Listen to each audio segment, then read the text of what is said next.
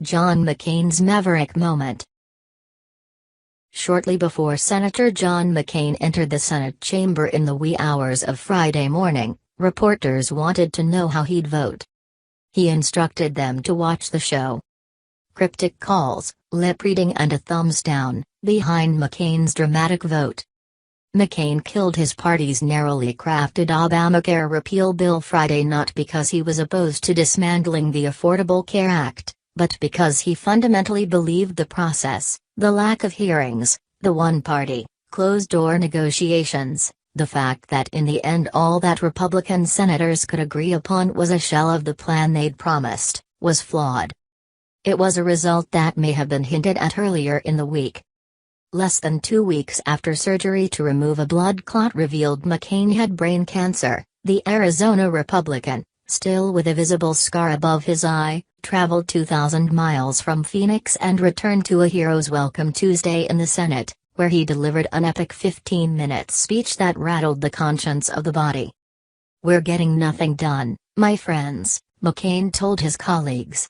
"We're getting nothing done."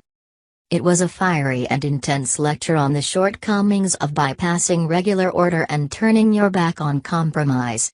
But moments earlier, McCain had delivered a decisive vote to advance a health care bill that was still an uncertain product at that point, a kind of blessing for the type of secretive negotiations he'd just decried. Friday morning, just before 2 a.m. ET, he delivered the fateful vote in the other direction. For over an hour, leadership tried to change his mind on the Senate floor on the skinny repeal bill. His junior colleague Arizona Senator Jeff Flake appeared to be dispatched to talk him out of it. And when that didn't work, Vice President Mike Pence swooped in. Even President Donald Trump called to try a final Hail Mary to sway McCain, a source briefed on the call told CNN. At one point, McCain was sitting with his longtime ally, Senator Lindsey Graham of South Carolina. The two were deep in conversation as Graham nodded along. At one point Graham took a call, and the man who just days before had received an outpouring of support from his colleagues on the floor was all alone, with no Republican approaching the veteran senator. McCain has defied his party before. The former prisoner of war stood with Democrats to release a report on the use of enhanced interrogation techniques during the Bush years. He reached across the aisle to fix the country's health care system for veterans with independent Senator Bernie Sanders, and was known to unload on his own party when he felt they needed a reality check. But Friday's vote may be one of his most memorable moments. In the end, the senator voted against a bill that would have repealed the Affordable Care Act's individual and employer mandates, despised by Republicans, and against his party's 7-year campaign promise to dismantle President Barack Obama's signature legislative achievement. Instead, McCain took a vote that very well may rechart the course of Trump's own legislative agenda. Trump, of course, had insulted McCain back in 2015. "He is a war hero because he was captured," Trump said in a question-and-answer session in Iowa. "I like people that weren't captured, okay? I hate to tell you. He is a war hero because he was captured. Okay, you can have, I believe perhaps he is a war hero."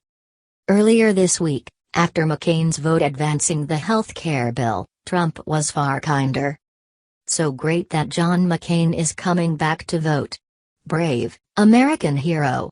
Thank you, John," Trump tweeted. McCain promised a show on the way in, and delivered.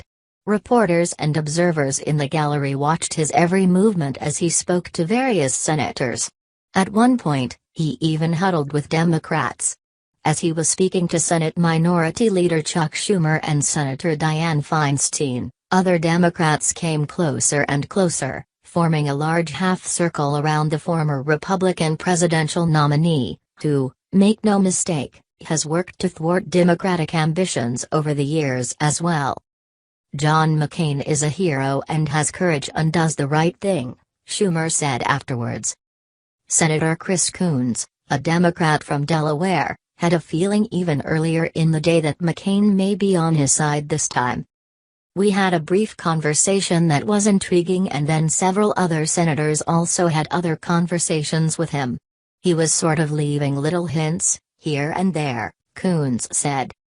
After the vote, Senate Majority Leader Mitch McConnell lamented the end result, McCain joining Republican holdouts Lisa Murkowski and Susan Collins in ending the Obamacare repeal dream for the moment.